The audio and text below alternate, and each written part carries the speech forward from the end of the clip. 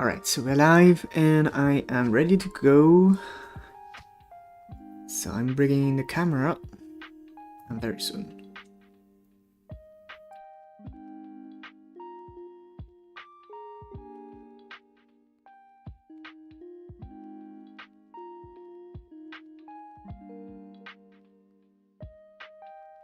Okay, so here we are.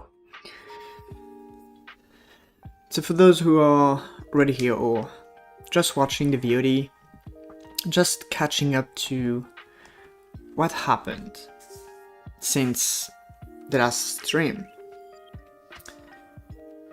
Basically, I've been experimenting a little bit with a dialogue system just to inform the player that something happens.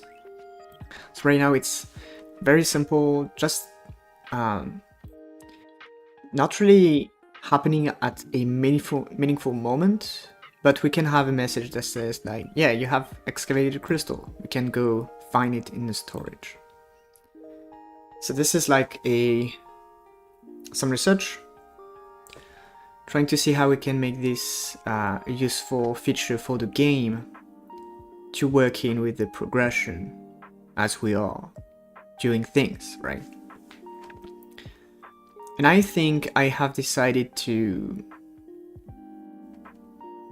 use this little clicker here as the first thing the player does in the game, and then have the automated drill be the second feature, while the minesweeper could be a different one that will stay like this for a moment, and I will see later what I do with that. So anyway,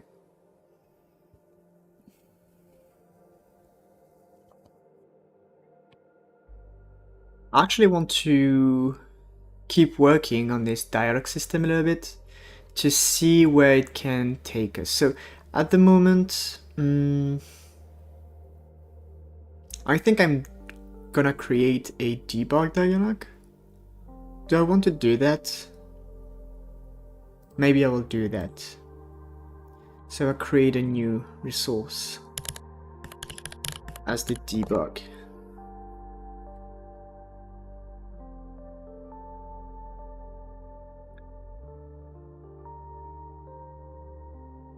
I'm gonna do something for the music. I'm gonna change that and actually remove the randomness so that it's a little bit less awkward and that we don't jump from one atmosphere to another. So anyway, I wanted to create a debug, right? So we just have, yeah, this is the debug text. Not supposed to happen.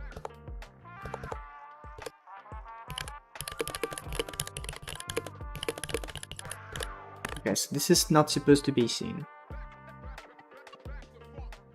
And that will happen when we actually don't prompt the dialogue when we set the dialogue.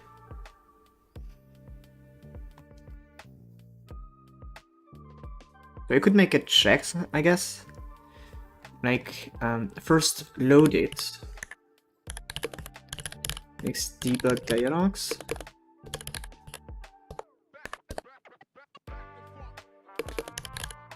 So we load our 00 here.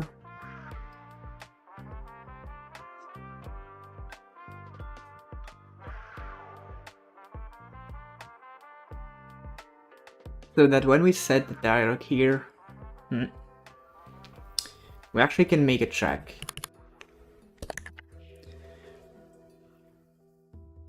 Like if our dialogue is null, or if dialogs.texts.size is inferior or equal to 0. When that happens, we can have like a default, like dialogue is going to be equal to our debug, and we'll also make this if we have no argument? Never know. That could be like a safety net.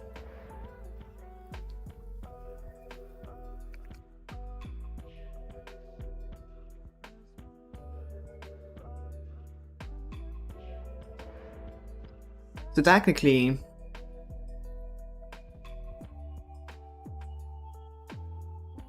right now I'm thinking about when the game needs to wait for the dialogue to be completed.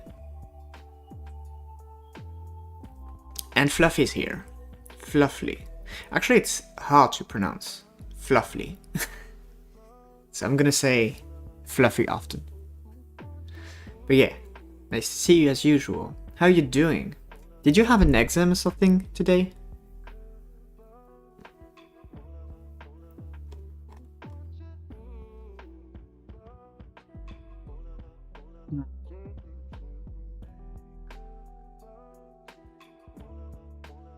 Before this signal, I will probably use the user interface.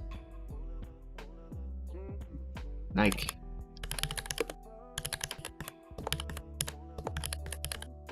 dialogue finished. Yeah, you got murdered. That's telling. What about you? Well, me then? Not much, I believe. Today I started working on this dialogue system. Pretty much everything I've done today. That and a little bit of gaming. Playing Wakfu can be so time consuming, especially when you're like the guild leader and provide bread.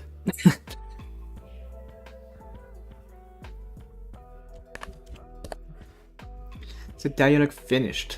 That could be something. So what's interesting is that we actually can have another node trigger that signal actually.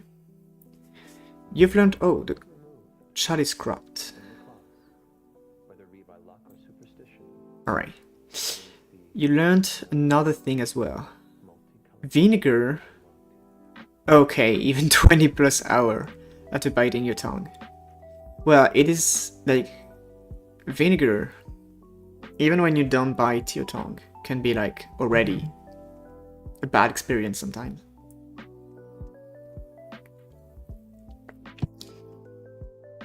So yeah, well, it's technically a wound, so yeah, not very cool. Dialogue finished is declared, but never explicitly used in the class.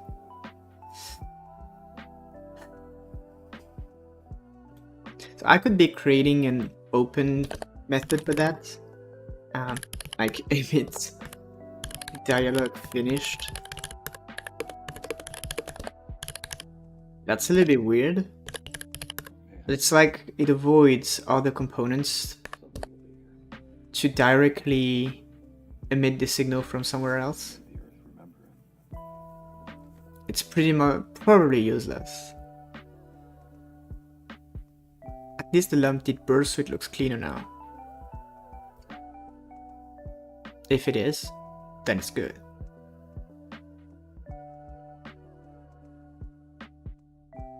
I think I have to take the habit of telling exactly when I'm reading the chat, so that people watching the rerun without the chat can understand better what's happening.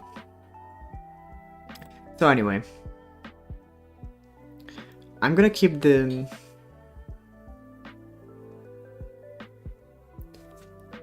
these tabs at the moment, but I think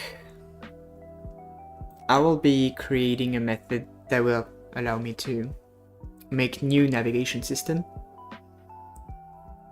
Oh, and by the way, I have decided to use this excavator as the first feature of the game for a very short while, then the drill to be the second, and the minesweeper will come somewhere, but not yet. So I will balance the game around this first feature.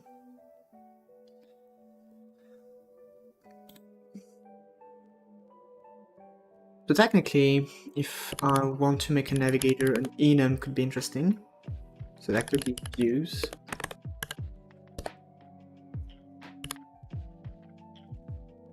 What other views we could do?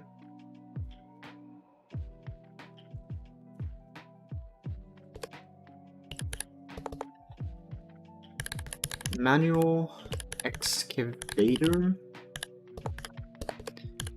drill, inventory,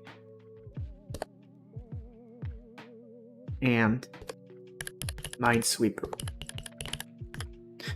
I'm gonna take a second to go check something regarding Godot, match, and enums.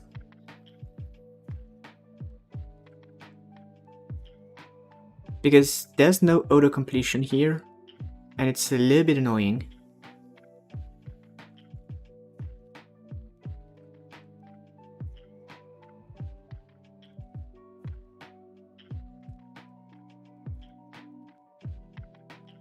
Maybe I'm just not using the right thing. Like if I... No, that's not there. I need to go check. But Godot enums. I'm actually gonna bring that on the other side. Oh, actually Godot match key.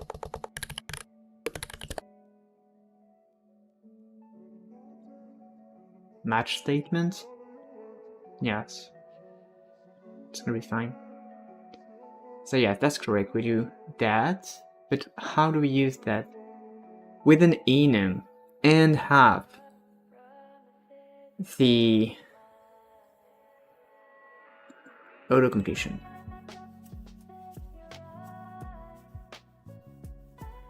A named enum is a little bit weird, but why not? So here it is. Alright, we are correct about that. I think we'll have to deal with it. That's the sad part.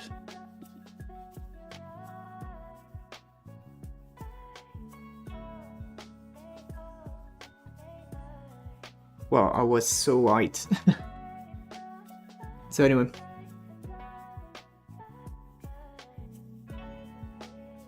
Let's make this type container unique. And navigate. Actually, not an index, but a view.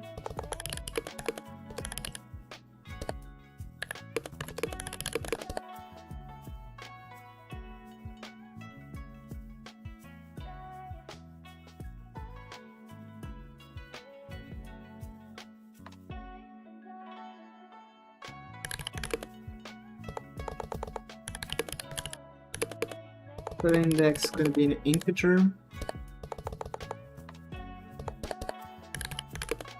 And we're going to match the view.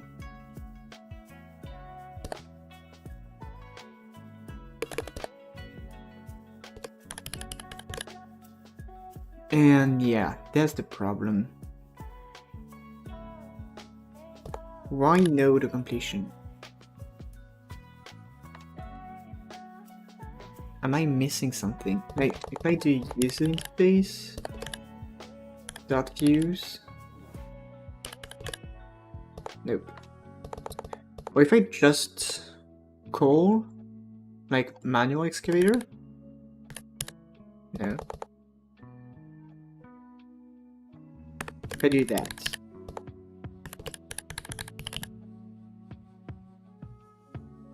nope.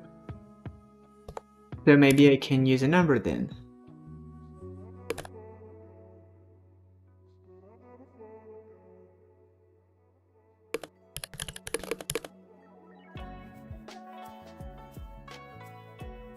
Why am I using a match case here? I actually can do even simpler, I believe. It's like an integer of view.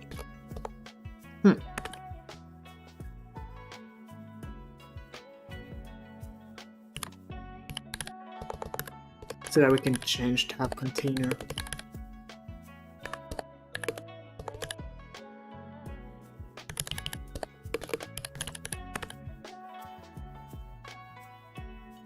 But as long as the enum is in the right order, we should be fine. I'm gonna try that. Okay, I'll try a... I'll try to bring a button. What do we have? Bag. Okay, I'm gonna show you. No. Maybe chest. Something for the storage. Locked chest. Is there like an inventory? Storage? No. Did you try to refer your view as views.enumValue?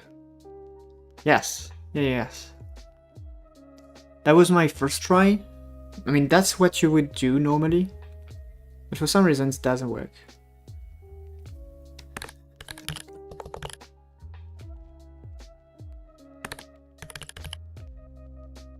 I'm gonna pick this locked chest. Or maybe, because this button, I will have a background. Can I have a kind of circle? Plane. And just like the... frame. Yes, frame.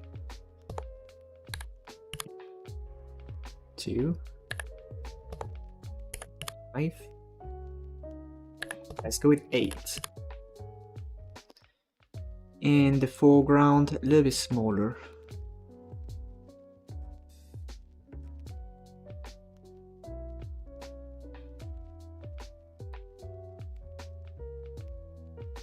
I almost want to have a kind of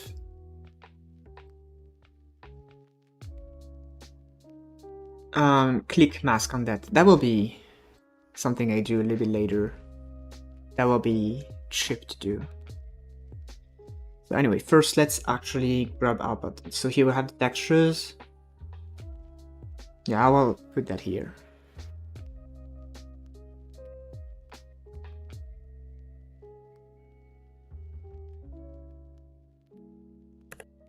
Inventory button.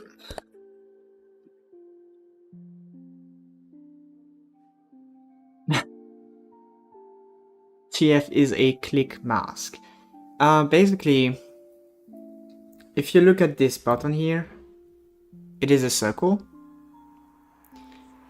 And the idea is that you don't want the click to happen when you're clicking on the corners here. So you make a mask of black and white pixels to say what is clickable and what is not clickable. So here you make a circle. Actually, we can do it right now, I guess.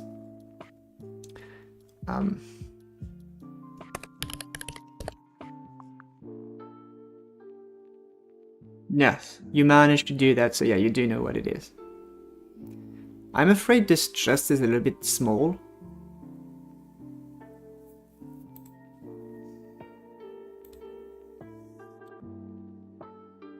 The hardest part really is to understand what is the thing to do with Godot so that you can upload properly. Import. So I'm going to create a new layer. And let's see. Black chest. I'll select the color like this. Yep, so that I can...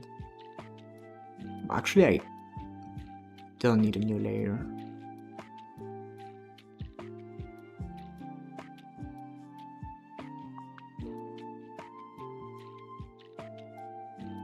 Probably just need a black color, like this. And then have this black selection with absolutely 0 threshold. So that I can invert it and have this white.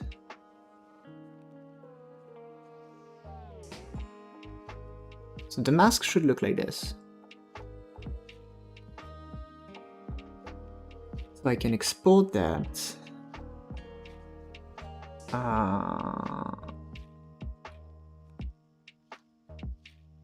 So we have document, Godot, assets, texture, and click mask.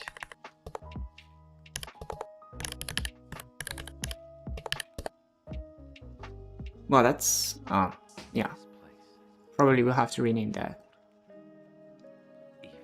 So anyway, we'll have the click mask, which would change the import to a... Is that bitmap? Black and white, threshold 0. Import. Let's see. I think we have it.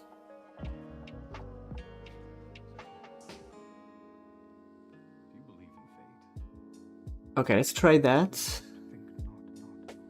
We go in our first scene and try to import our button. So margin. Oh, do we have a margin already? No.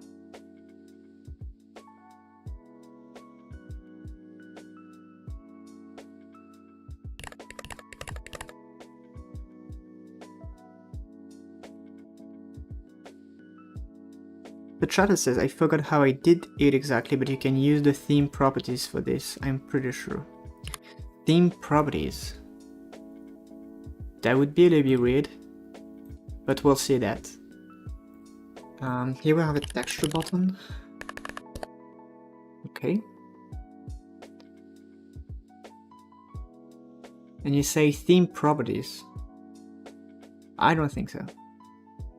Because we have, it's like in there. You just bring in the texture for the inventory button that you say as texture normal. Of course, we make it a little bit smaller. Keep aspect centered. And I don't know.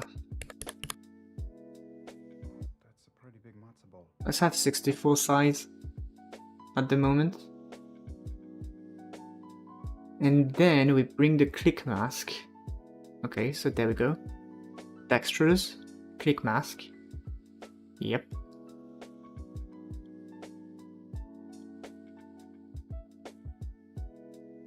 Like you put your chest pick in a panel themed with round edges.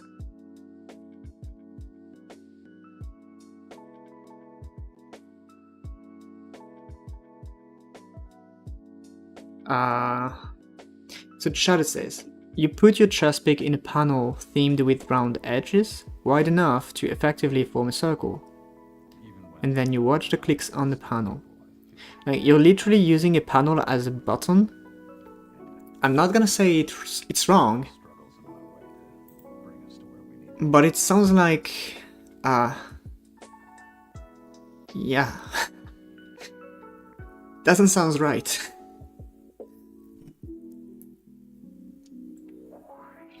There's this feature, click mask, for exactly this purpose, which handles any shape. So, also technically I've tried to output, to set it up so that I can stream on Twitch as well, but I probably can try that actually. Like if I to organize this a little bit, so that I do have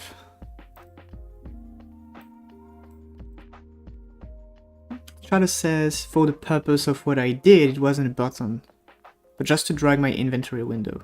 Alright, why not then? You know if that made sense. Okay, I really have to update my Twitch link. Because my Twitch link links to a friend's channel, and that's my only one. So technically, if I go there, stream management, I don't know, and there I go, and I should probably be able to start it. We'll see about that. That's just a test, I believe. So anyway. Yes, let's try this click mask. See if that works.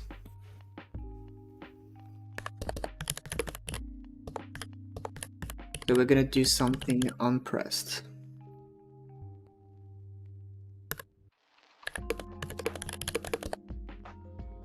And we're gonna print, hey.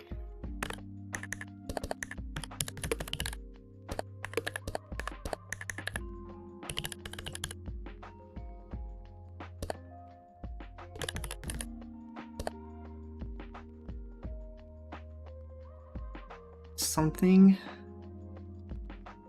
Oh no.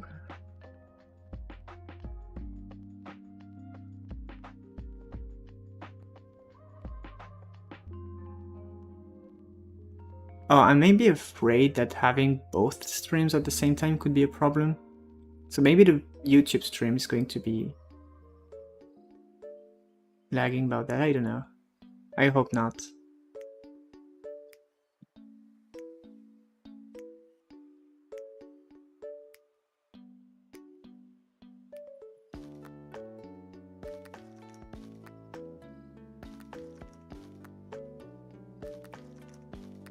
Anyway, I want to connect unpressed.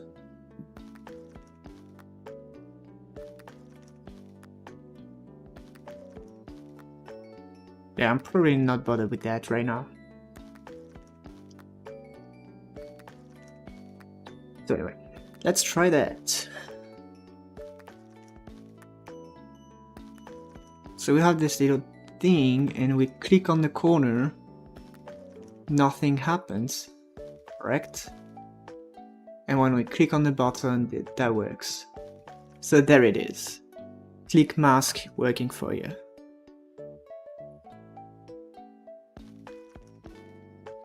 Right, so now we do have this button here. So let's configure this one to navigate. So we want to navigate to user interface .views .inventory.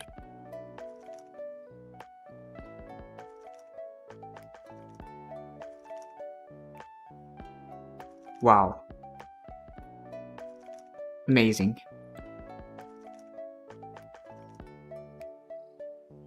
But we can go back. So maybe we could have like a few buttons, different buttons, and make a component that is in front of the user interface.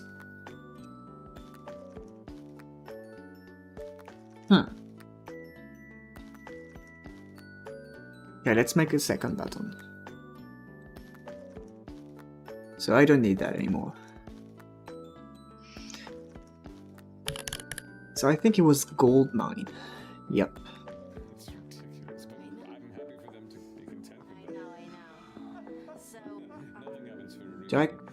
How big do I want it?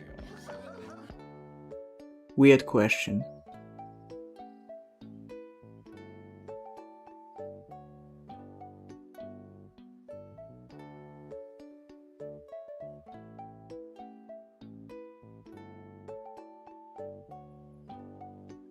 I'm gonna move that because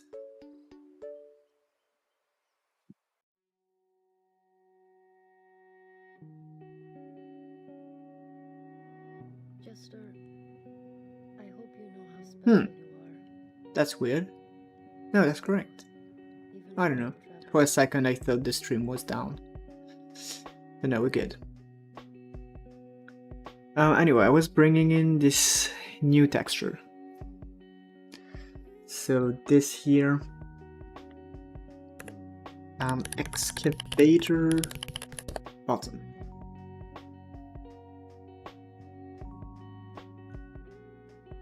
But actually, we can cut that, probably.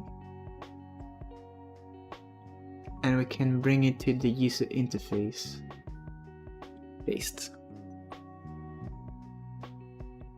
That's a odd sounding word, paste. I don't know why. Come on. Just right here.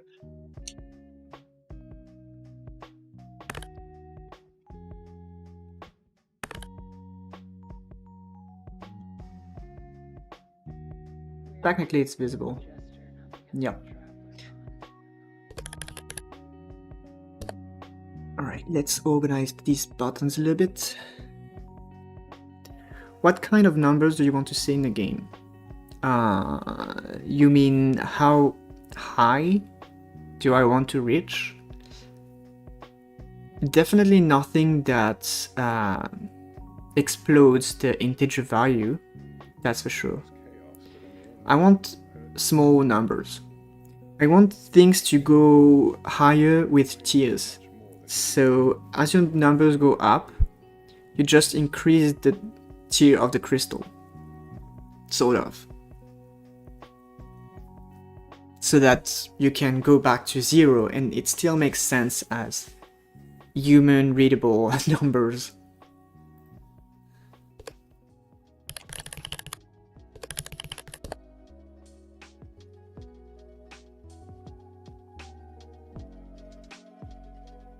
Okay, so maybe I can actually duplicate. No, I'm not gonna duplicate.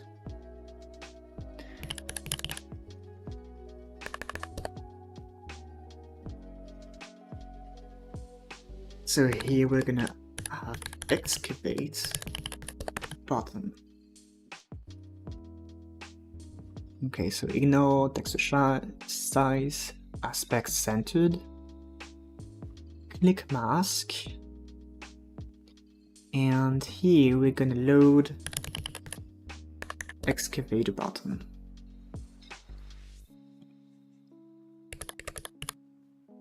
Nice, got the opposite issue on your end, says the chatter. Which is like, you have the... You are exceeding ints?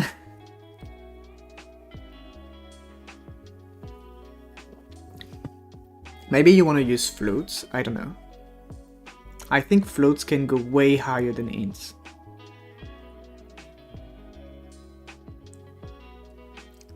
Also, Shutter says also heard an idea about an incremental game aiming for the infinitely small instead of infinitely big, but never saw an elaboration on the idea.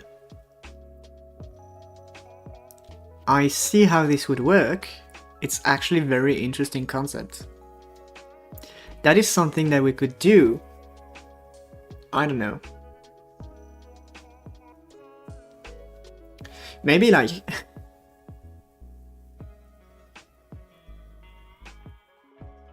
Shadow says, my gear values... Do we say gear or gear? Gear values exceed floats limits around gear level 40k. Yeah. That's... yeah. So there are methods to have like infinitely scaling numbers, and we say infinitely because you basically have the length of an integer as the exponent, so please. G like you say in gay, okay, that's understandable. Gear then. But yeah, actually, now that you say about that, that's the first thing that comes to your mind. Yes, I'm not gonna take that personally. When you thought, I mean, you said lowest value, like the thing is you want to go lower and lower and lower. At some point I was thinking maybe crystal purity could be something. So if you want to go with this idea of trying to go the lowest, you could have like an impurity percentage or something, so that the more you go in the game, the lower it gets, but it never reaches 0. So it's never a 100% pure. I don't know. Just a thought.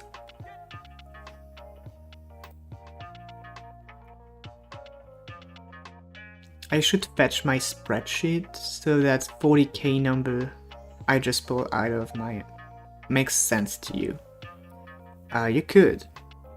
But anyway, all I need to know is that you exceeded the float value, which is already huge.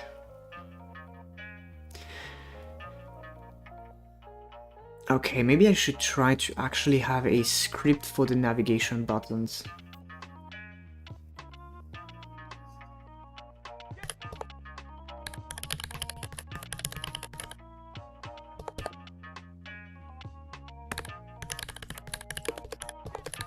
So that would be navigation button, extends texture button. So we'll have a variable target, which is a user interface dot views, and by default 0 or not, but anyway. So unpressed, we would go to user interface, navigate to target.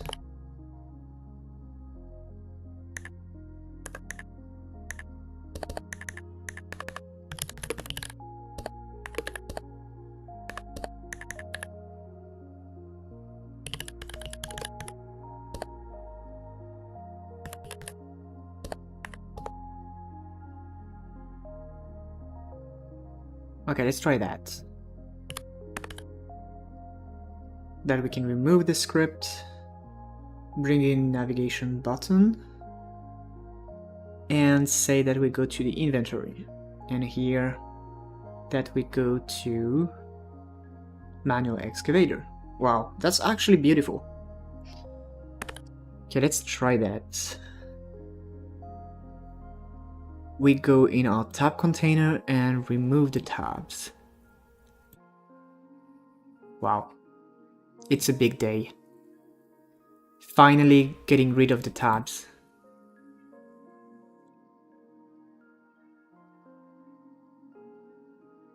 Wow, that's well, it's yeah, that's fine. We've seen worse. That's what I need to know.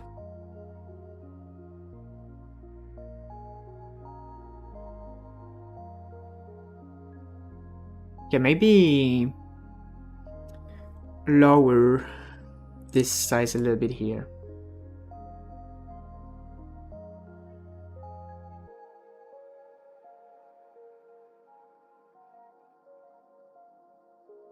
So excavator button deleted, and we bring it back. Oh no, where it is? Where is it? Right there.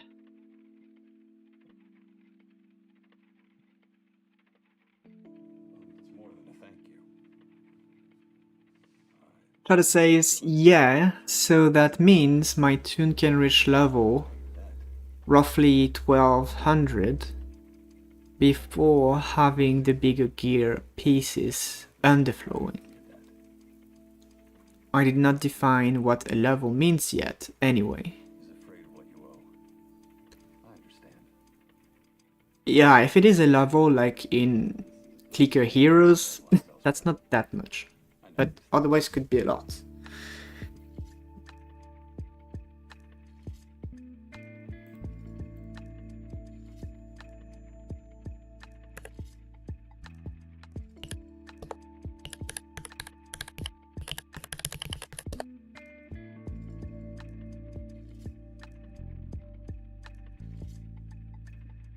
Shadow says, I thought more like a WoE level. Yeah, so that's a lot, definitely a lot.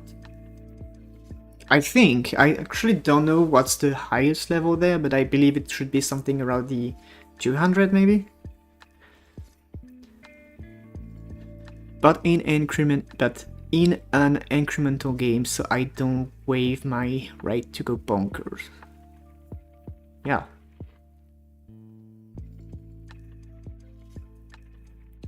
So anyway, here, bringing, oh, did it update? No.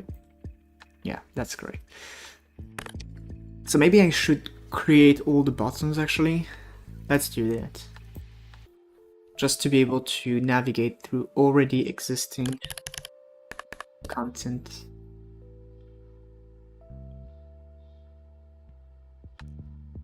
So here's the drill. And oh, mining helmet's gonna be fine for this one.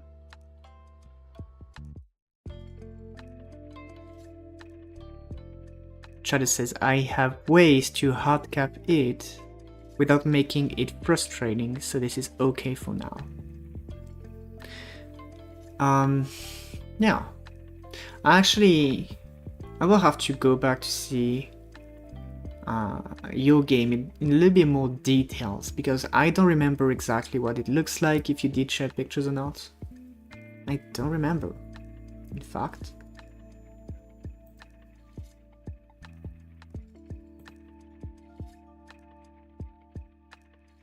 So mining helmet, that's minesweeper button, and drill.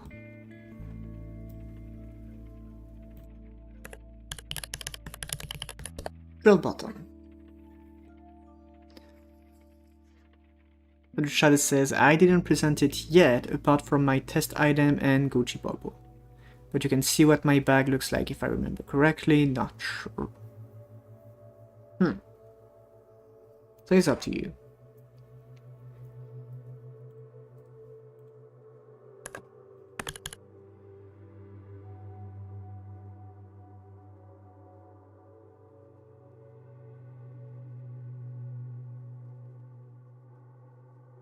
Right, the second button should be... yeah, let's clear that and bring in the drill. Pointing to the drill. And minesweeper button.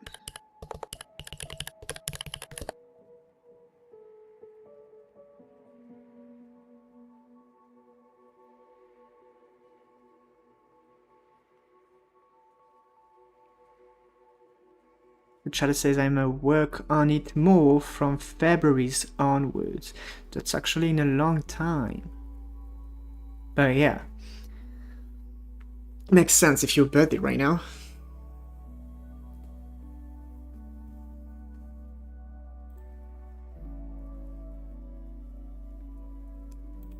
So here is the new navigation system. Isn't it beautiful? Except for the drill slot being here.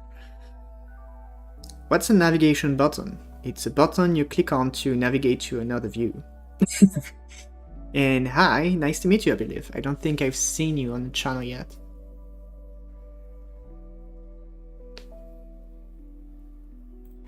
So anyway, I'm gonna move that for the drill. Where is this little crystal slot?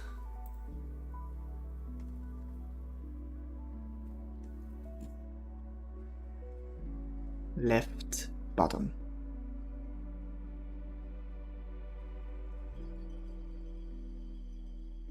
So technically what I want to do now is take care of the progression a little bit and get rid of that debug thing. Don't need that anymore.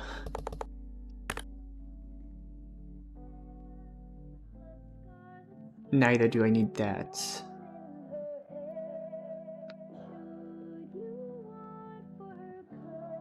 Technically we can say that here we want a dialogue resource to be used.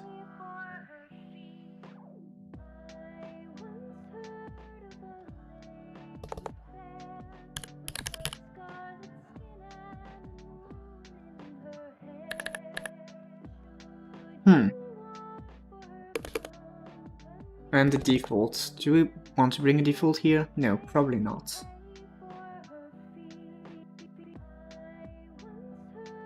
The chatter asks, hi, I get that. Is that a custom made or how does that work? It's just that, I mean, what's custom made here is there's the click mask to make it round. That's the best thing. But otherwise, it just uses a method from my user interface,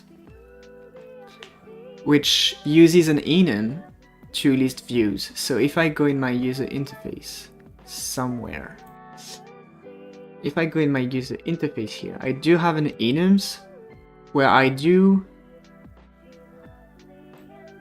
mention all my views in the exact same order as I do have tabs in my tab container here. So that here manual excavator is 0, drill is 1, etc, etc. From there, I have a method that navigates by transforming the enum value into an index for the tab container. And this is a public method that anyone can call from anywhere in the code. So this is where the navigation button comes from. So here it's a little bit weird because the navigation button are in the user interface, but that's fine. They can be anywhere.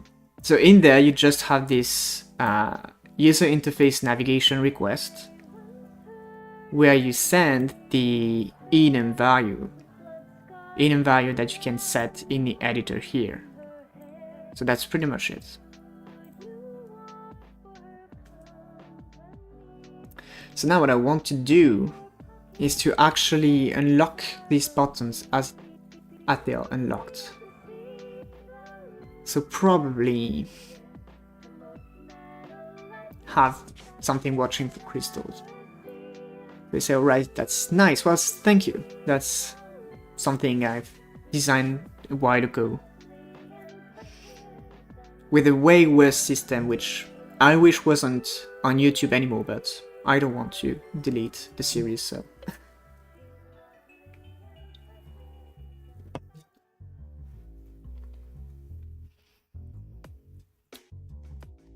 I'm gonna create a little bit more progression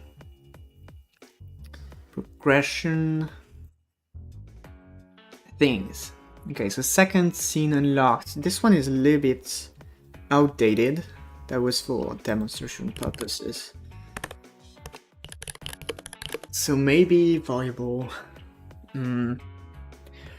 first crystal found.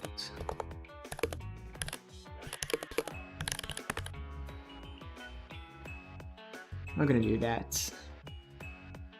Okay.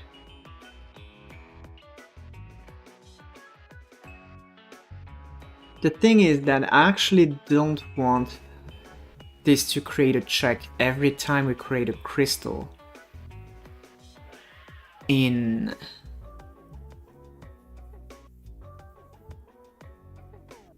our excavator. But yet, I don't really see how to do that.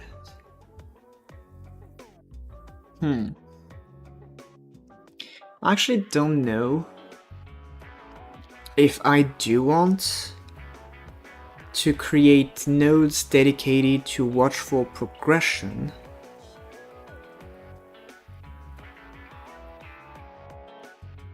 Okay, maybe I have an idea.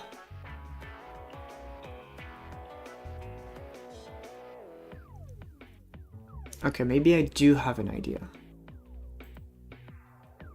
That would be like creating a new singleton for progression specifically.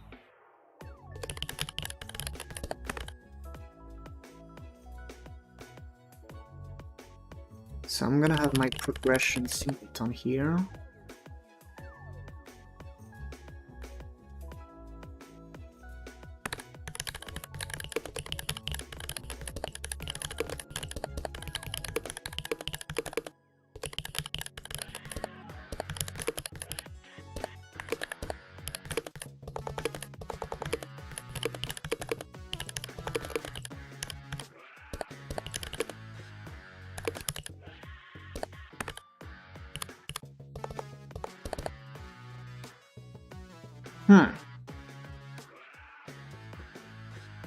And this guy would be responsible for watching for things. Okay.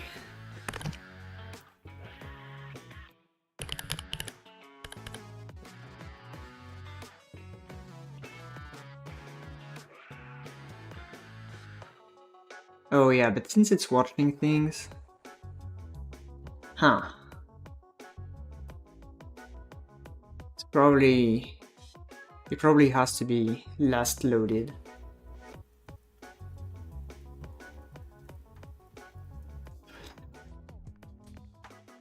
I don't really know how to organize this guy, because if it is like the progression center for the game, it could be very, very big, very quick. Like on first, oh, actually on crystal excavated. That would be a method example. And here would have game progression data, first crystal found, so true.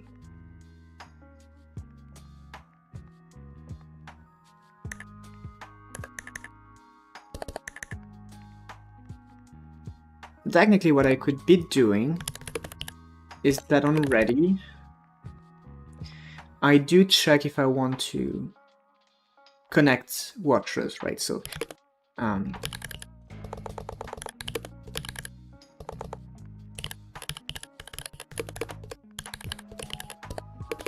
so I do get my progression data.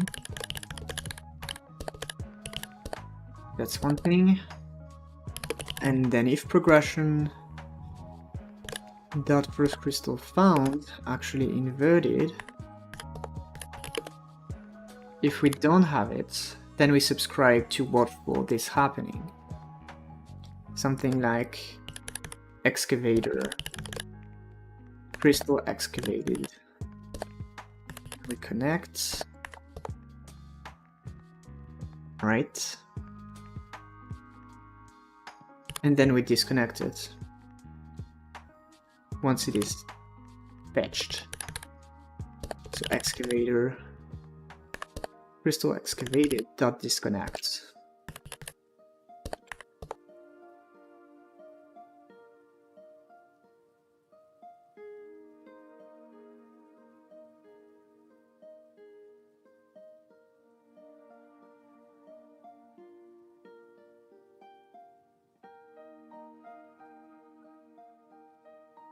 So I guess I could use a signal there to say when something progresses, but what would be the argument if not a huge enum?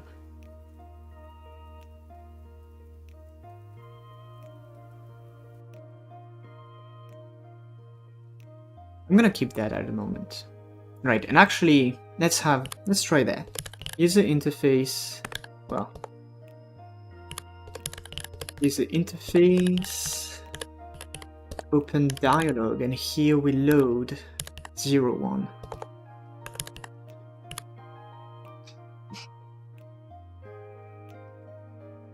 We can try this.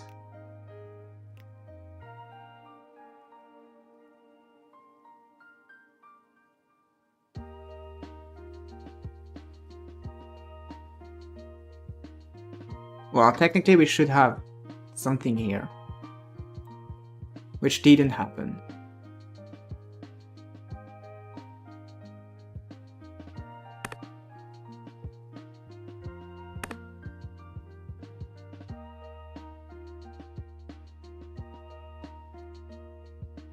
Why though?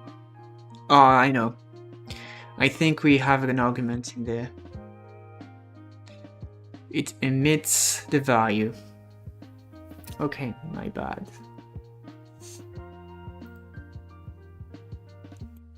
So, can we actually see that? No, we have to know that.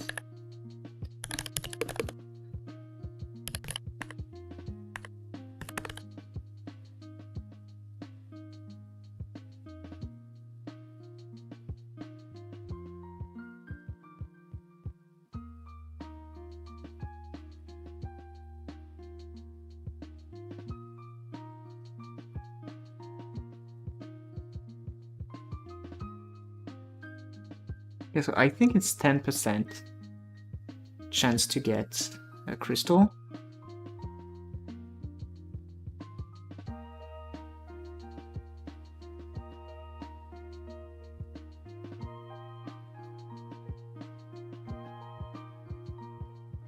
Okay, that's very unlucky. Okay, you have excavated crystal, and we have access to the storage now. Okay, so let's do something about that.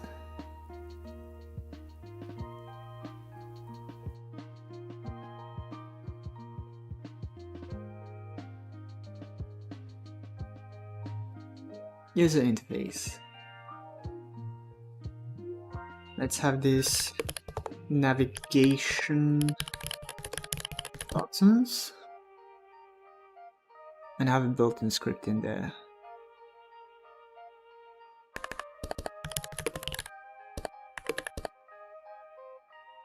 So we can make some checks. So progression.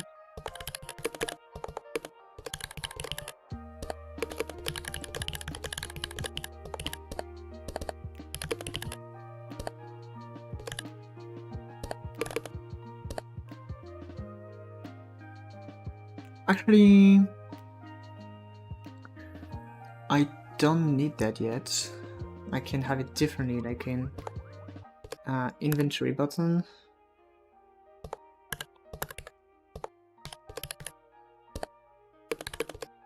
As a control, I don't need it differently now. Dot visible. It's gonna be equal to progression dot first crystal found. And we're gonna hide the others. And actually excavate as well.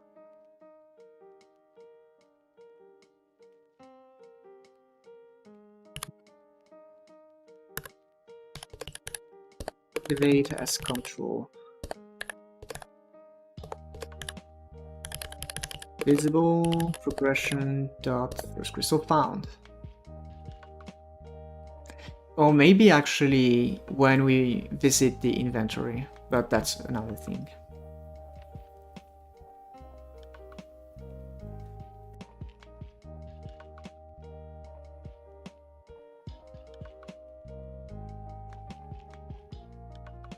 I don't know actually. And drill and minesweeper should be hidden.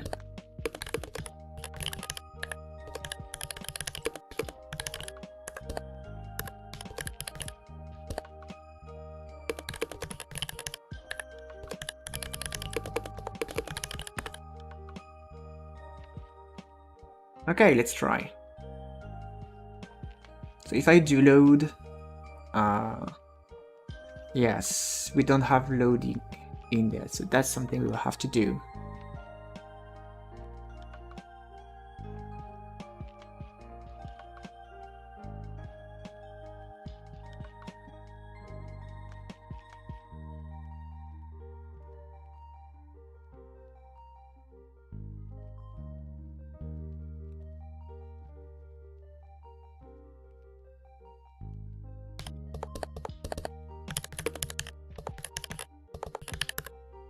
So we need methods, obviously. Oh, okay, so because of that...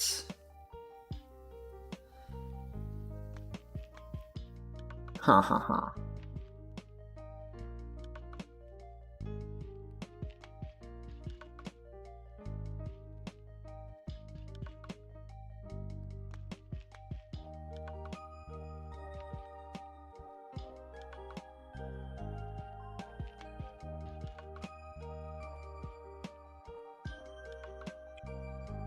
I don't know. I could have this in unlock inventory. So either I do make this a singleton,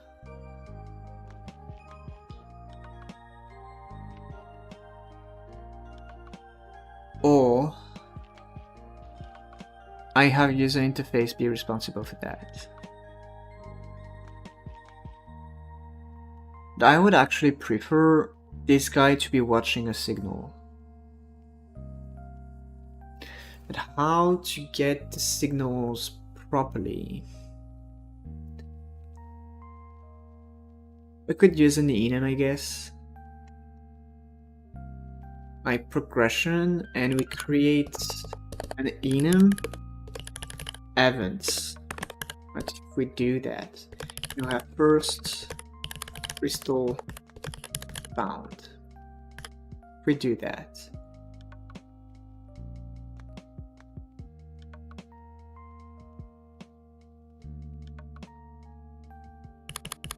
Then have a signal event occurred, event triggered, and here we have an event typed events, so that when this happens we can emit event triggered, and we send events.first crystal found. Okay, can try with that. So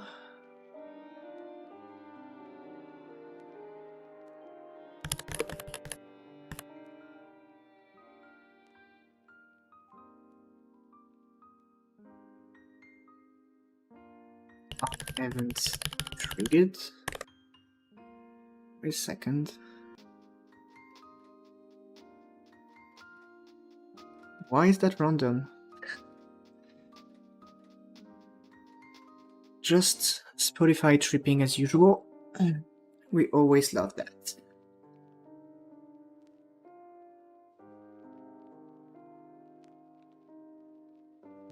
So on event triggered. Okay, we have an event site progression.event. So here again we don't have this auto-completion on the enum.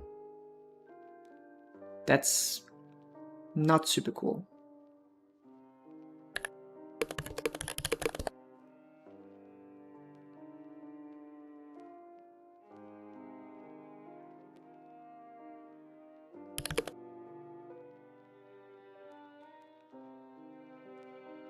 The chat saying, reminds me my next room trip is long overdue. Well, that's up to you.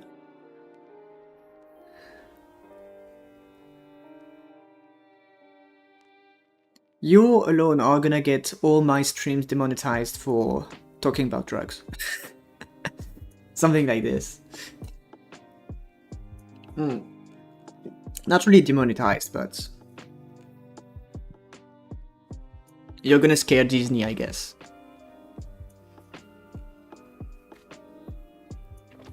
So if the event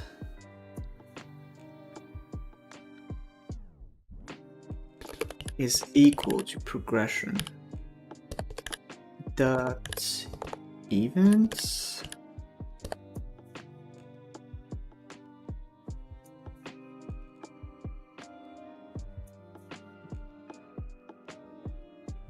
Hail Disney, I get that.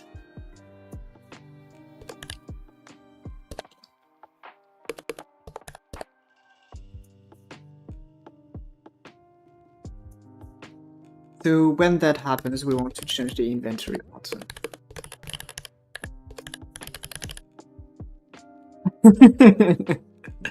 Yeah. You have the best keyboard ever to make this emote. The French keyboard.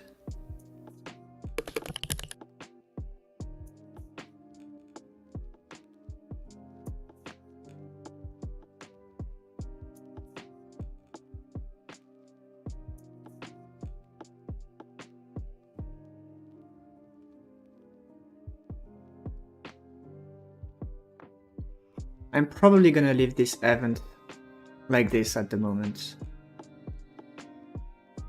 And I will have to find a way to optimize this one of these days. So I guess that's progression.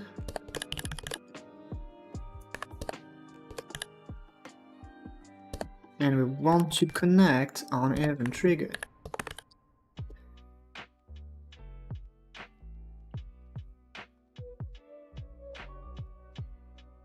I made one Discord, chat says, I made one Discord mode, a math nerd gets mad with the glorious French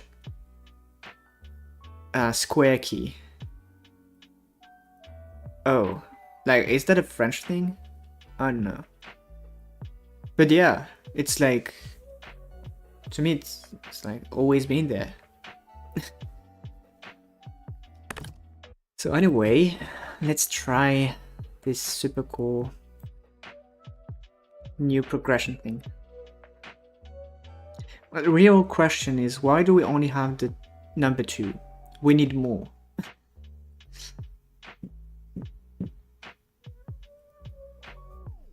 And now we have access to this inventory. There you go. Be gone. And we're blocked.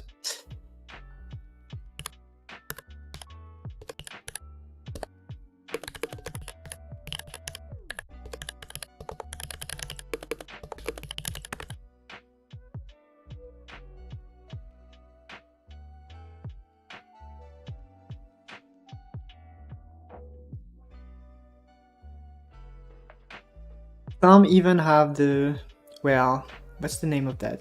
Yes, volume, but not mine.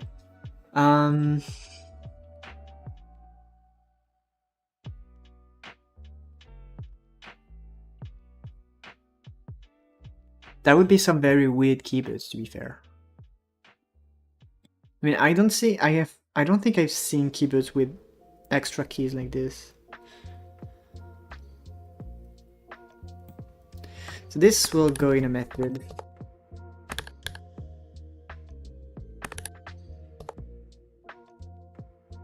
Which is function update buttons.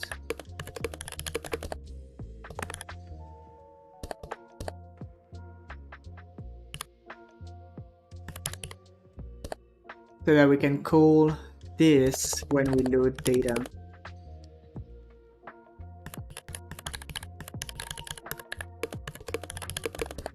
I think it's game which has this signal.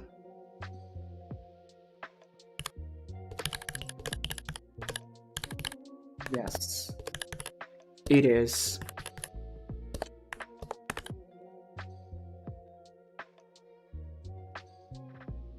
Okay, it's shift plus square that does the volume.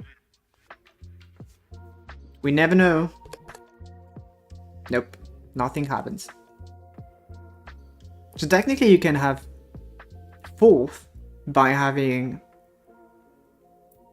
Control Shift. Maybe. Or Control Alt. Try to. So now if we do load, we have the buttons appearing. Wow, that's the colorful crystal. I'm gonna equip it.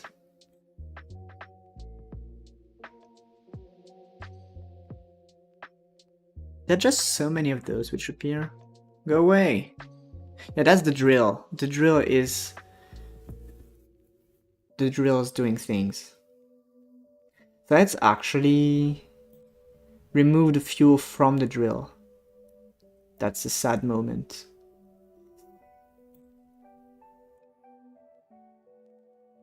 Oh, it's actually in the data.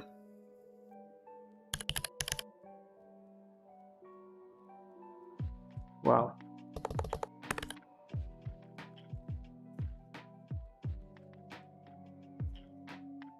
Stretching. Stretched.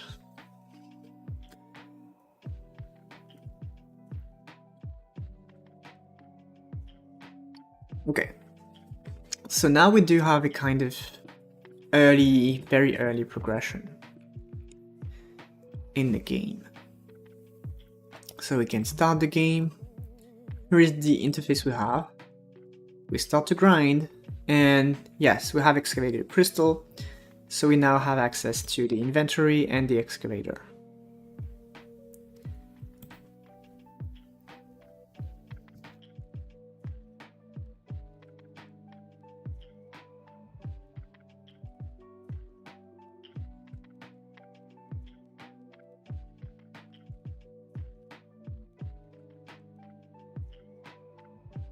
Okay, so the inventory is gonna stay like this at the moment. Probably.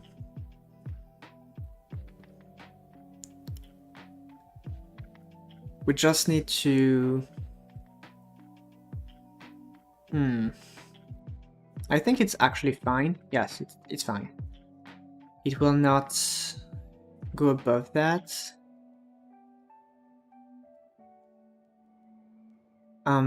There's one thing though.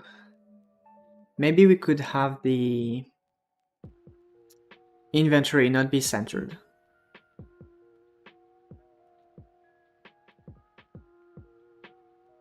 So that is in the 13. Oh, it's really named inventory debug? No. So the scroll container here is like... yes, like this, but at the top. Yes. So let's try this inventory now. It's a little bit better. Crystals don't... yeah. So.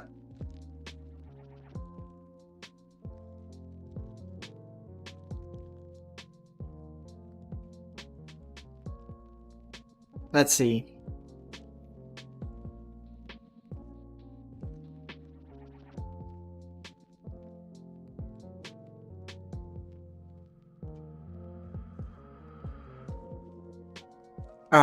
This message has to be gone though. Why did it happen again?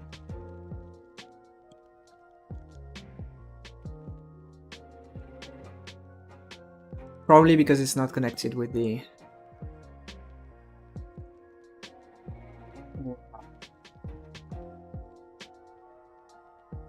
okay, user interface, excavation, and here I may have something weird. No. Why did I connect that? Huh. It's not in user interface. Probably not in dialog, that wouldn't make sense. Here. There's nothing? So where? Yeah, let's search in files. What do we need to find? On crystal. Found crystal. Excavated. Nope. Yes, this guy. So it is in progression.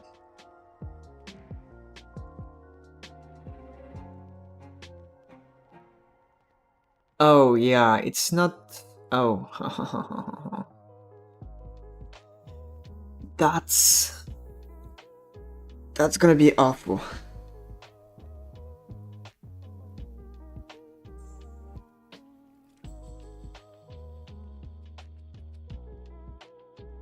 So when we load the game,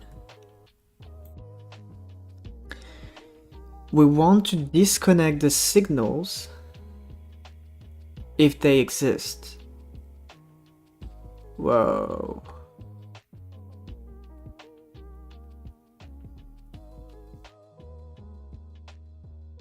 So maybe we don't want to do that yet. But yeah, technically if we create a new file,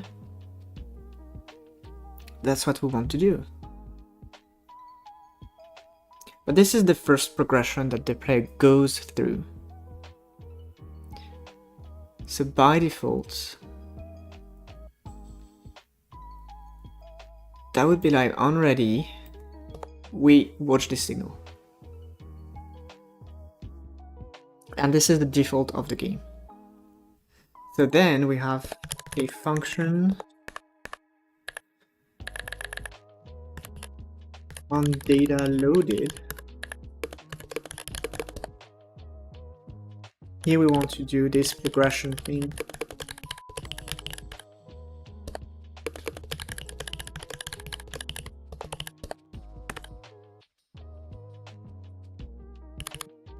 So if not, progression dot first crystal found, then we basically do nothing. So if it is, if progression crystal find, then we disconnect the signal. So that would be excavator ref crystal excavated disconnect.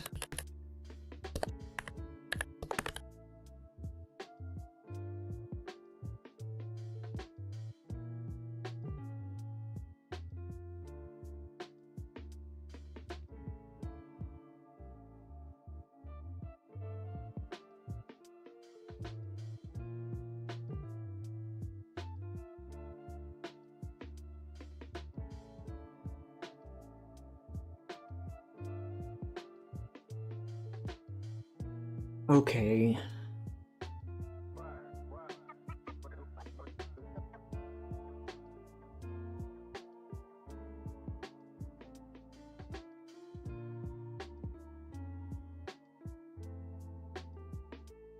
So now technically we do want to check that, just to be sure.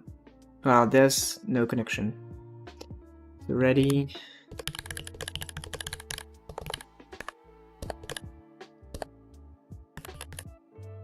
Do we want to connect on crystal? No, data loaded.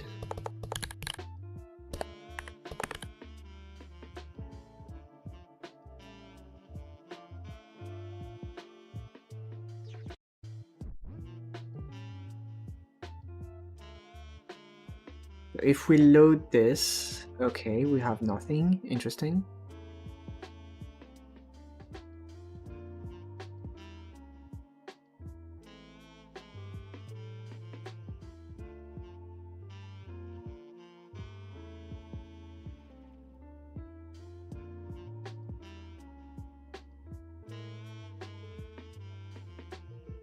It can take a long time. Ugh. Really? Okay, we have a crystal now.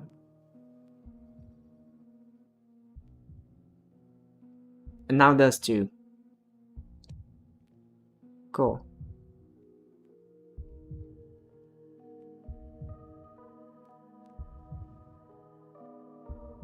So now I can close the game and load, and that should be existing.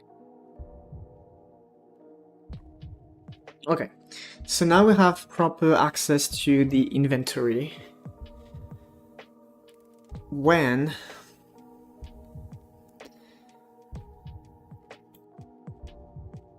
we have our first crystal.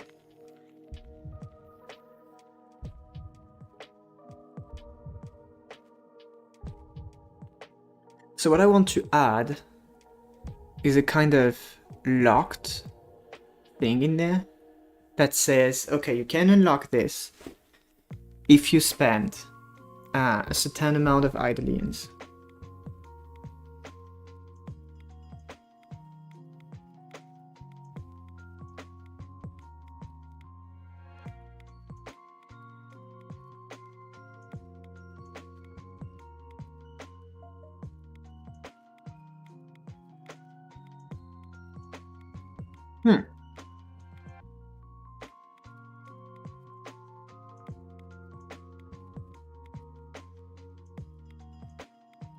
So maybe... No, that wouldn't be the drill button. I think I have to create an entire new button for that.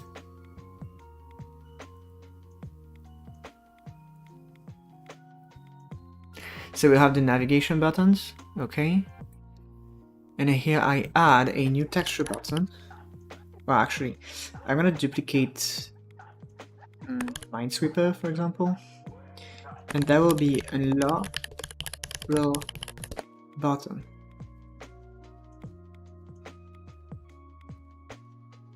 With no script. And we need a different texture. So we need a locking texture.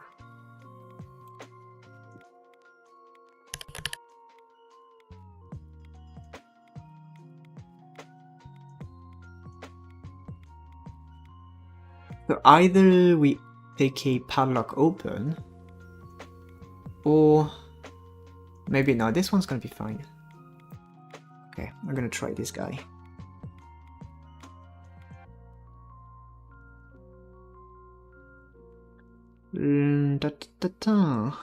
Locked.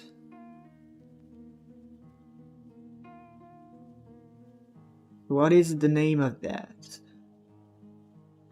Well, padlock button is fine. Padlock. It's gonna be cool.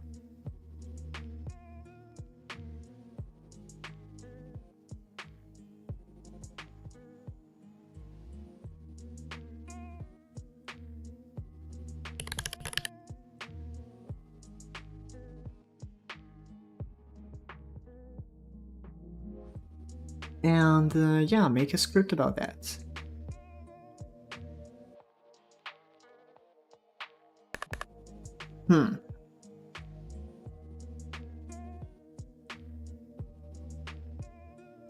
Now, let's see. First, we're gonna watch for something. We're gonna watch for an event triggered. And the event is a progression.event.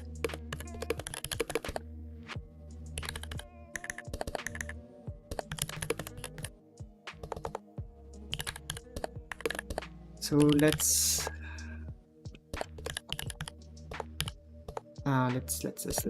watch this.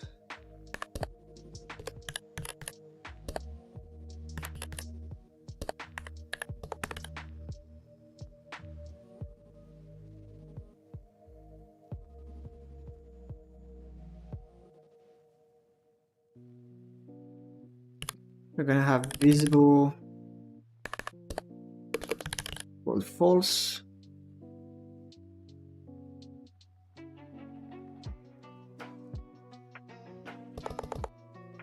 And here we're gonna have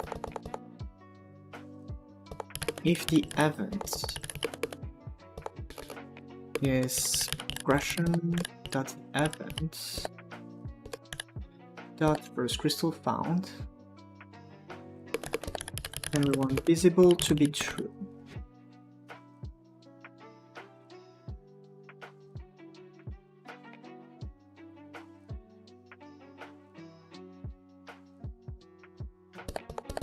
We're gonna have an update tooltip, which takes a text.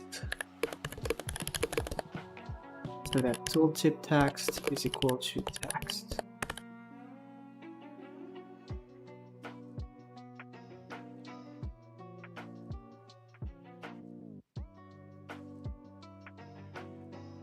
So here,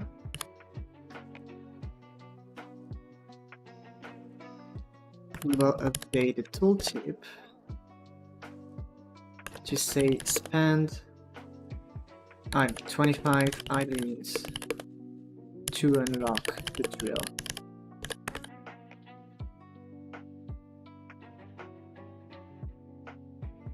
Loading data is starting to become a headache, slowly.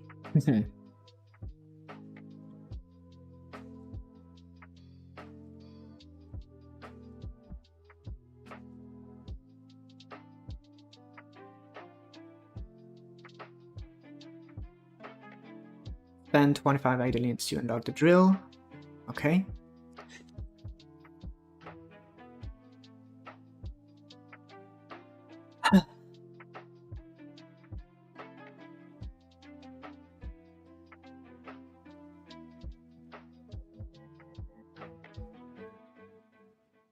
So now what I want is that when I load the game, we know that this is a thing.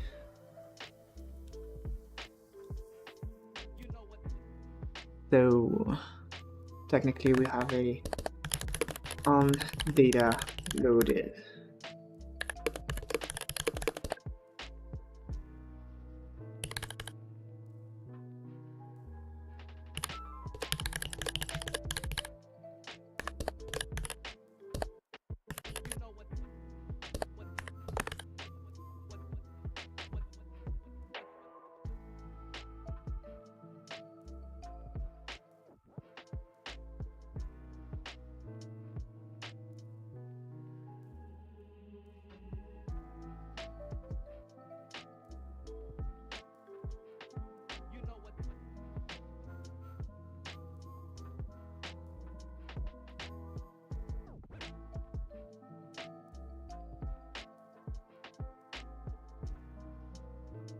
this here could go in a method. Like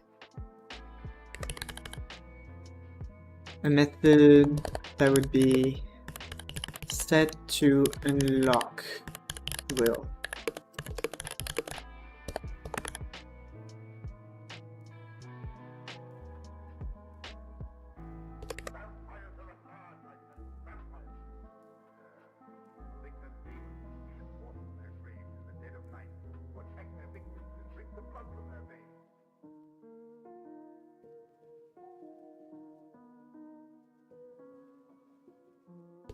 That would be the unlock button. So here we set to unlock the drill. And here we have the progression.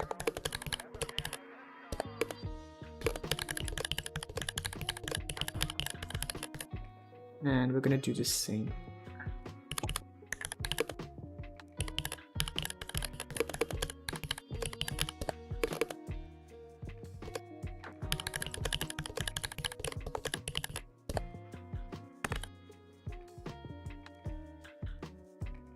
Well, we technically don't need that.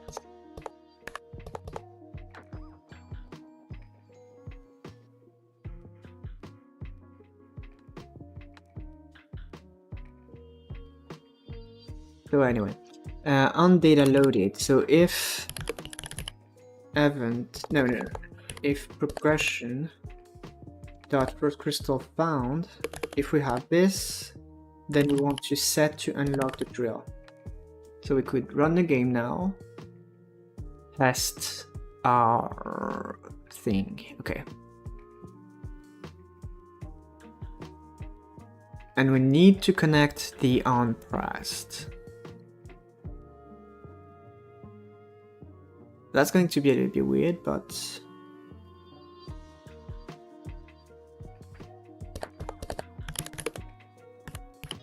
try to unlock drill.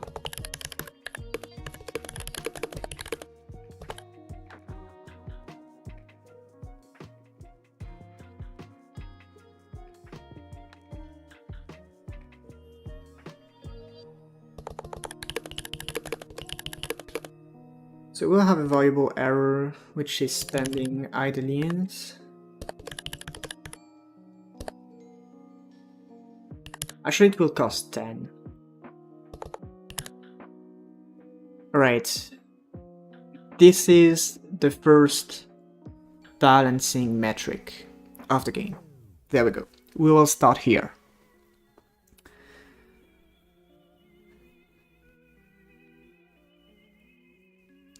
Unlocking the drill cost 10.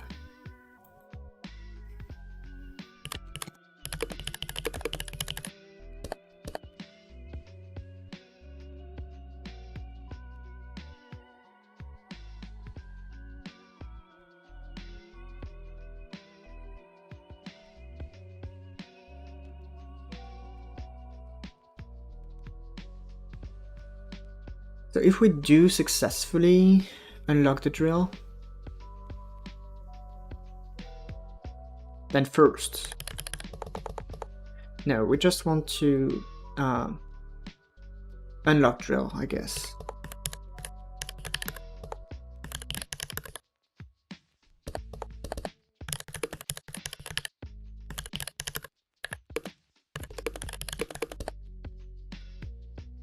Okay, so here. Visible equal false. Update the tooltip to be empty.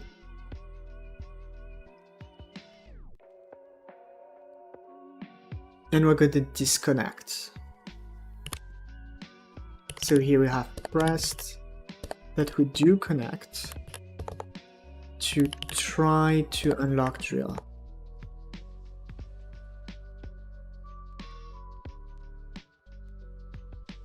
So here, technically, we have pressed that we disconnect from try to unlock drill.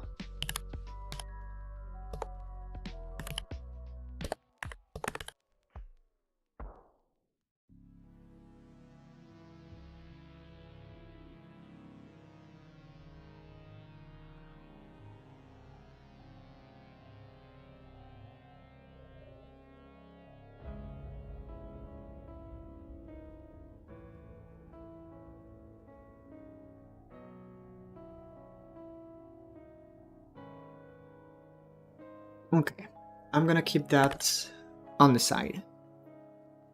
Well, actually, we can test this quite easily.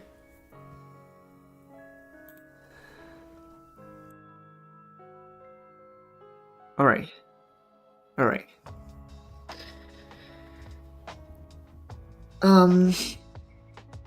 I'll be right back a few seconds. And I will unlock the drill.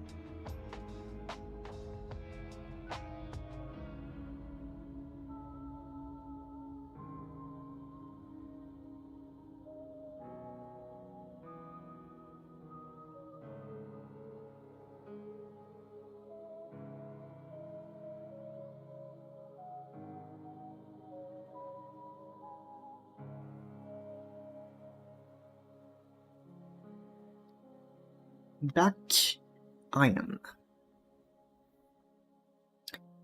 So yeah, let's actually unlock the drill with this button.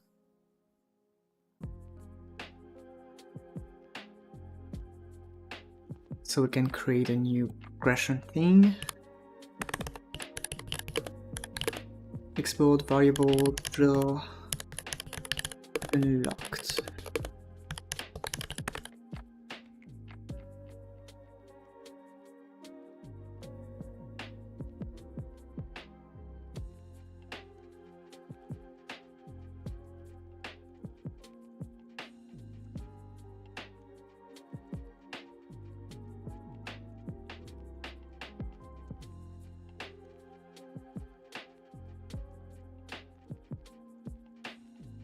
Okay, so I'm gonna get rid of this thing, this unlock things happening in there. Try to unlock, that can be gone. Here as well.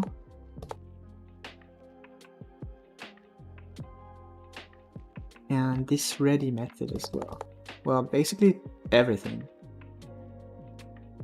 Yeah. So this script here pretty much is useless now. So that this unlocked thing is like base now, and we remove this.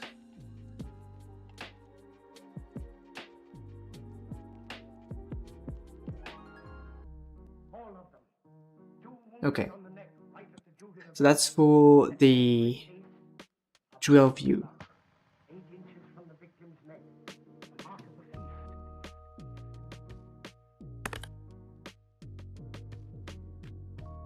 Now, probably progression, that's where I would go, and have an event. So here we have drill unlocked.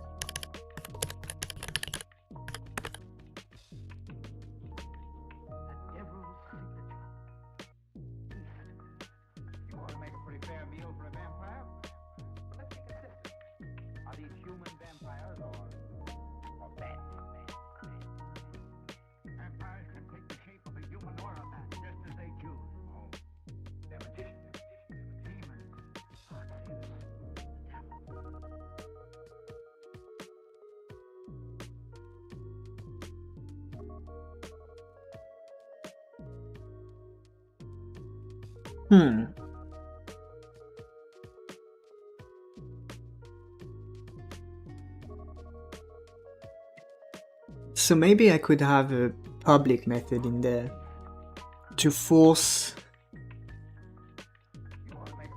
events, right? So that would be trigger event.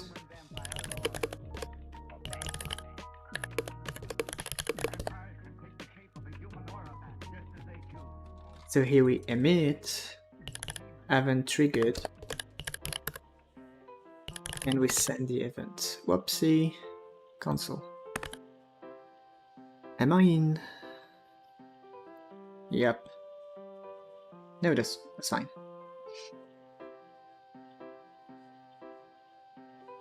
You can trigger an event manually.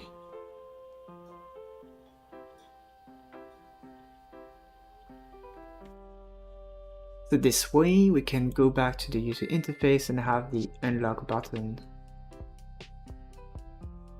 unlock the drill.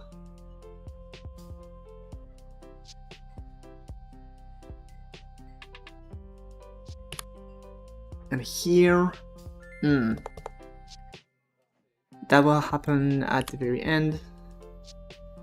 We want progression dot event, no, ref event triggered, no, trigger events.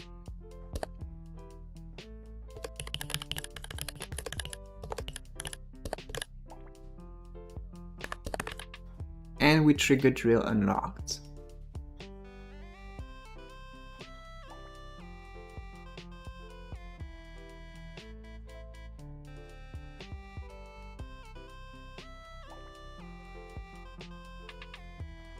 Okay, we can try that, so that the buttons in there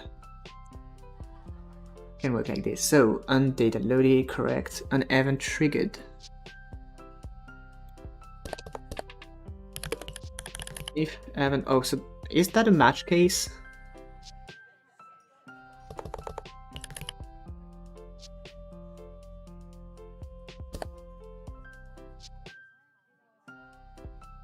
Probably better with the match case. But let's try.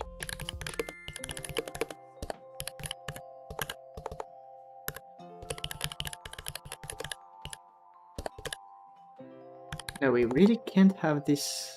That's annoying. Yeah, I'm not gonna use match because of that. Well, it's actually better. I do have to use match.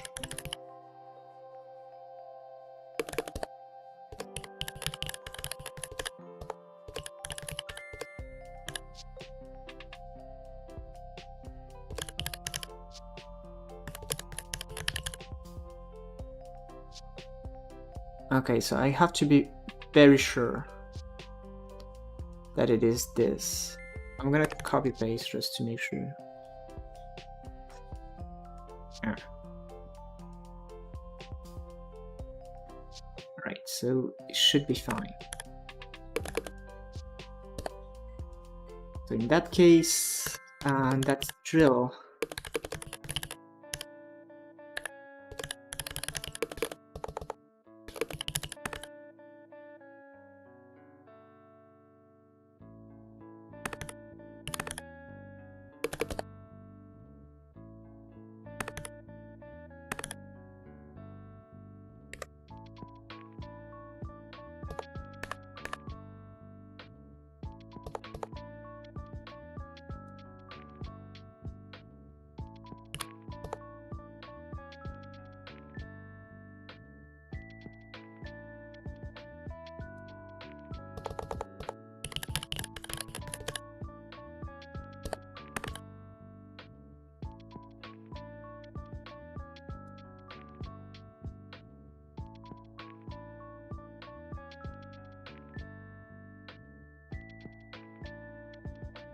Also, this drill unlocked property probably has to be changed somewhere, like here.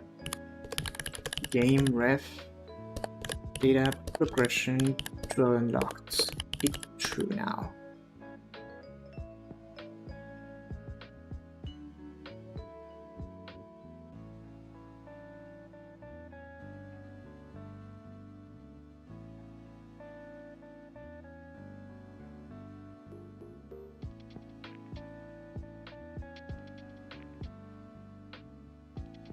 Okay, let's try that. I'm gonna change the crystal rate for excavation because otherwise it's going to be very long. So excavator. Create crystal 33%.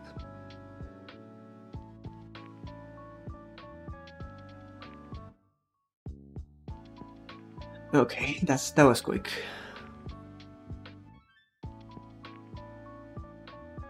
And now we have access to the drill that we can visit. Okay.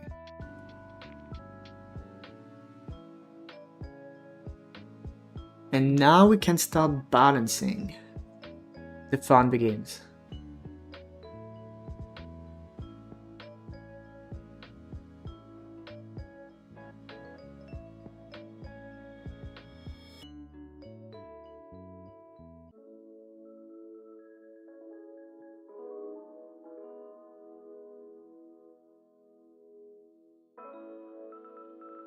Let's try to close the game and see that we correctly have the drill. Yes. So here, yeah. I expected that earlier and forgot about it. But this unlock button.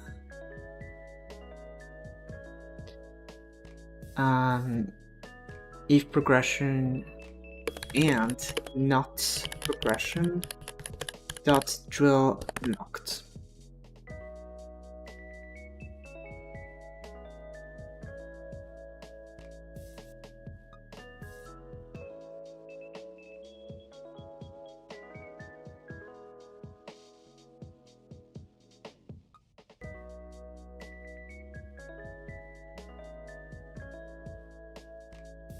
Okay, so I have quite some refactoring to do, so I will save what I've done so far before I actually start refactoring.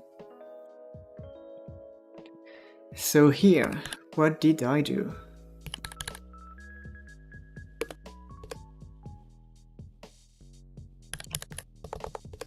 I'm gonna use the package, that's fun.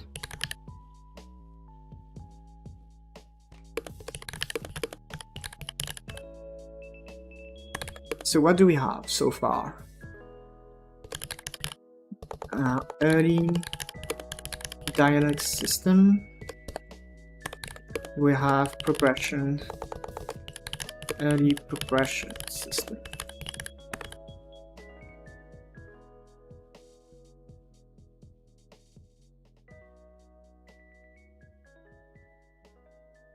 Okay, so what I want to do is to change the crystal resource so that the value and the name don't have underscores.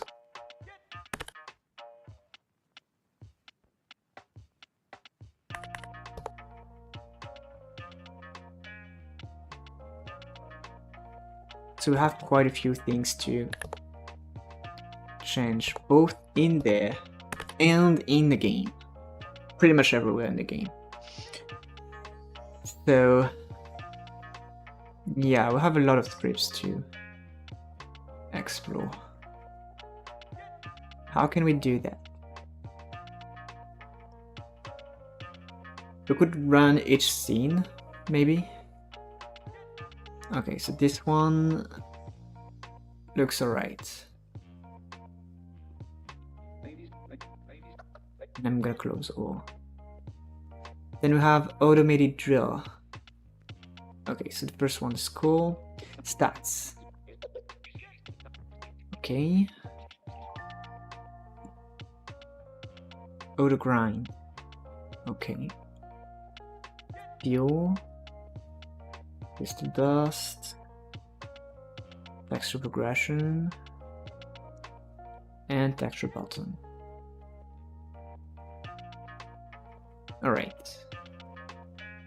That's fine.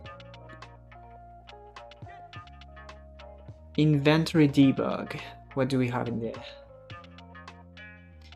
We have one error. So here it doesn't exist. Okay, so that's fixed. Label here. Idolians, crystal dust, we're good. Excavate button, we're good.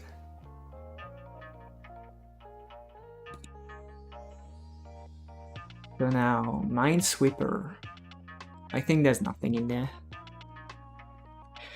But in the inventory, we have a node, which is like, we have to go in the components.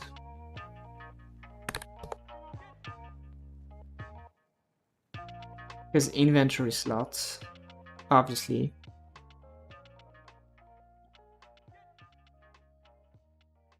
Really? Oh no, that's in the tooltip. That we have errors, I believe. Yeah, value and name. Okay.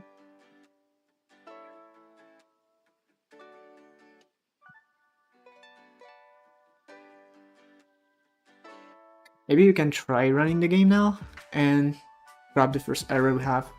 Yes, debugger.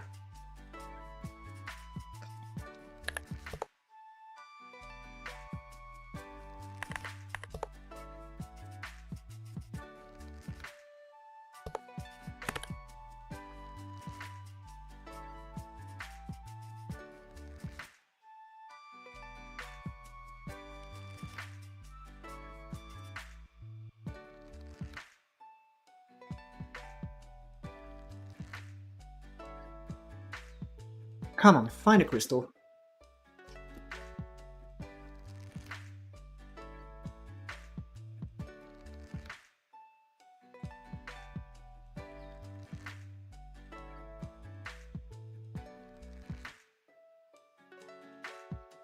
Yeah, it looks fine.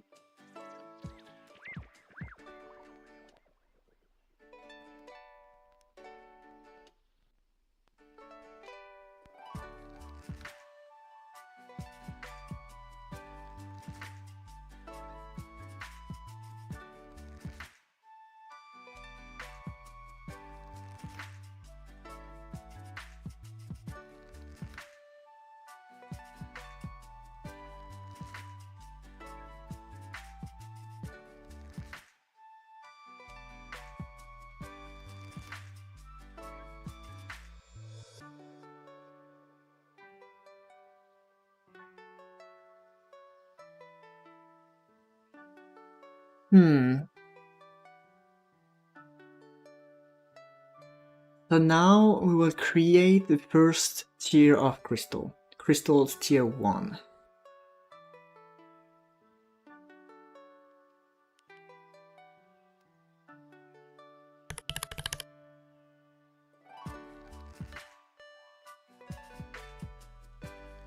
So we have the value, we have the name, red, green, blue, and we will have the tier.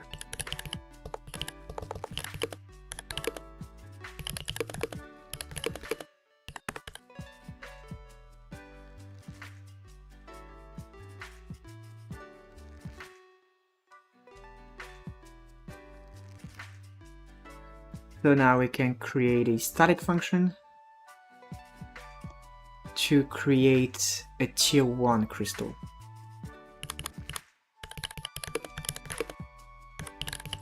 So create tier 1 crystal. That return a crystal resource. Okay, so crystal as a crystal resource. Is a new crystal.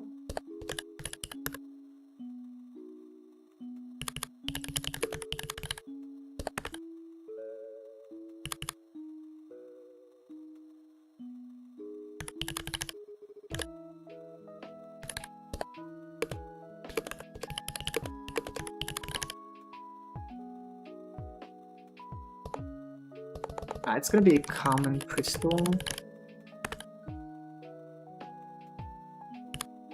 Alright. Its tier. It's gonna be 1. Its value is gonna be a random integer between 5 and 10. And 9 actually. So this is where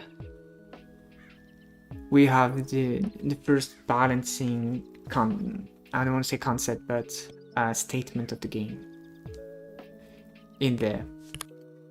So as for the red, green, and blue, crystal.red, at the moment it's still gonna be set to 0. Green, crystal.blue,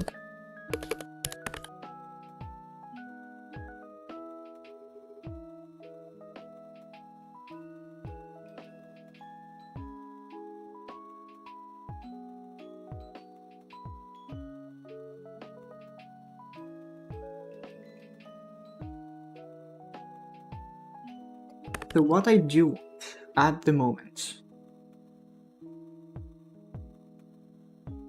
is to create crystals. Well, that's not here. Excavation. I closed my game. That's sad. Okay, so we have the excavator, and we create a crystal. So at the moment, we will just create a crystal resource,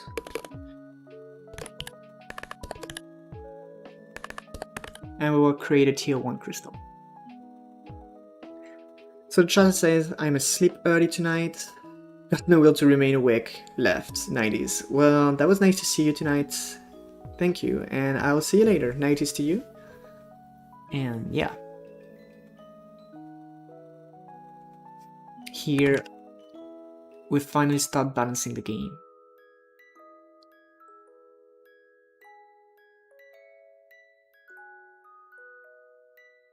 Let's start a new game actually to see that. So we can throw that. Okay, you have excavated crystal. I'm going to do access to a crystal storage. You'll find a crystal here. And there they are. So technically, very quickly, we can sell 2 crystals, which will be able to unlock the drill.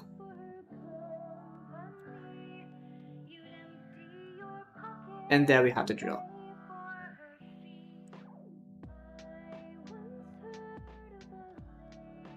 So now, I think a little message when we arrive in the inventory could be interesting. Or maybe not.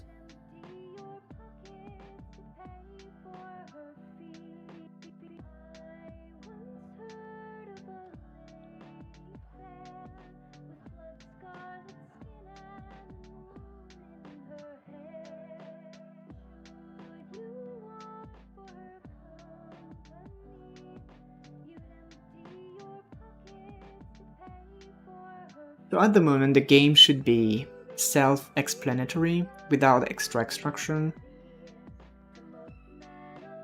The player should understand the basics, right? Going to the inventory, sell grind, we have iodines and crystal dust.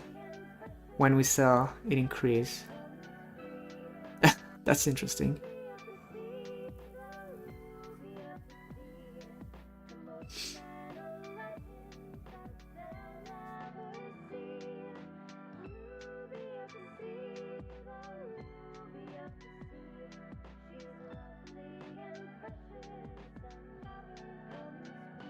Maybe we could roll the crystal dust when the crystal is generated.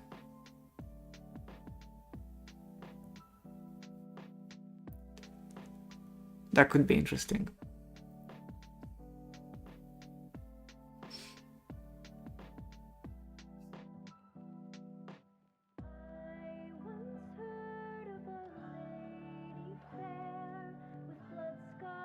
Huh.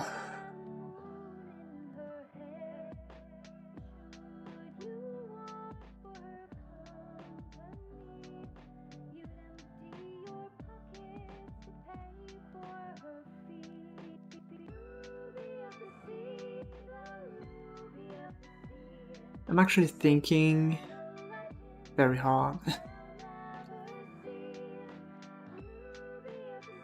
And I might actually reaching a point where I do need to reflect back on what's been done here to know where I want to go.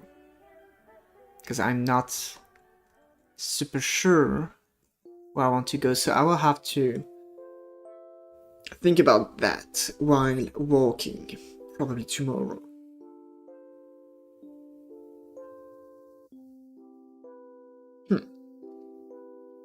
So maybe that will be the end of the stream actually, so that Fluffy left because he knew that would happen. So yeah, I think that will be it. So short stream today, that's fine. If you're still here either in the stream or the rerun, thank you for watching it this far. It's very nice, very cool. I appreciate that you do enjoy this series. But anyway, I will see you in probably another stream.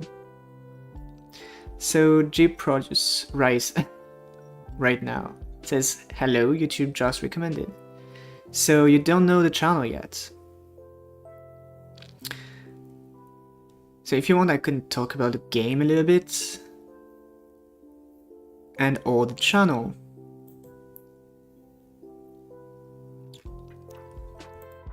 Because you probably don't know anything about what's happening here.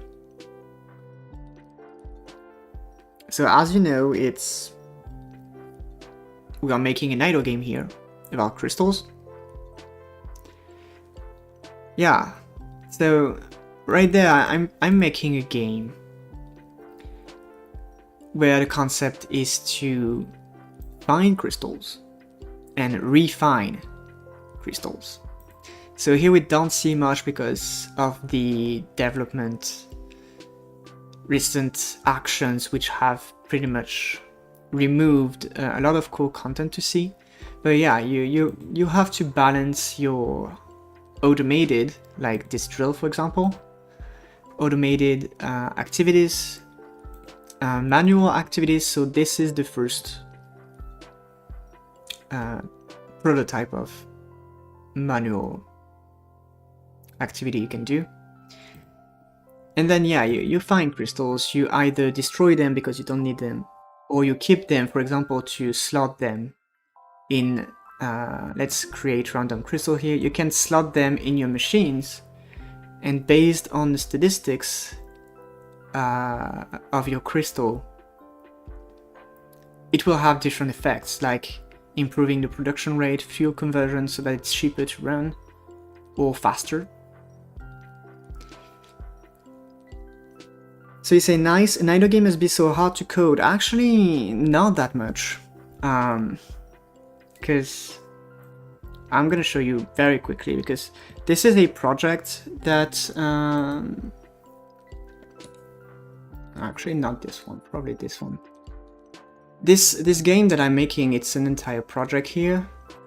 And there's an entire playlist which keeps track of that. So here we have all the pretty much videos where I actually explain how to make an idle game, how to program an idle game by making this game. And then we have the green videos, which are the live streams, where these are not really tutorial oriented, but they're just tracking the progress of making this game. So right now in this playlist you have the entire progression which led to nothingness to what we have here, basically. And right now I was about to wrap the stream up because I'm reaching a point where I actually want to balance a few things regarding the first features. the values, etc. And because I actually want to balance those things, I want to have some time to think about it, so that I can settle on the direction I'm going for this. So that's why I was wrapping up the stream.